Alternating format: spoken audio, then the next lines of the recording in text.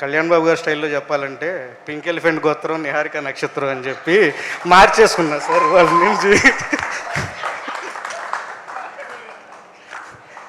ఇంకోటి బేసిక్గా సినిమాకి చాలామంది ఆర్టిస్టులు వస్తారు, అలాగే 11 మంది లేదా 14-15 మంది వీళ్ళు ఎన్నో కంపెనీలు తిరిగి ఆర్ఎల్స్ ఎన్నో బ్యానర్లు తిరిగి చేసినా అది ఎలిమెంటరీ స్కూల్ టైప్ అండి.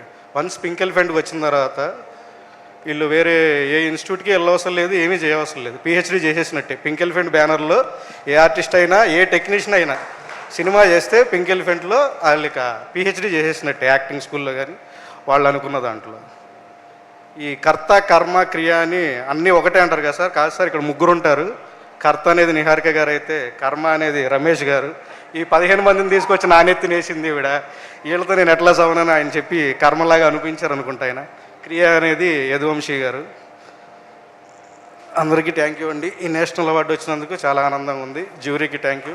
అలాగే మా మన్యం రమేష్ గారికి, వంశీ గారికి, మా ప్రొడ్యూసర్ నిహారిక గారికి.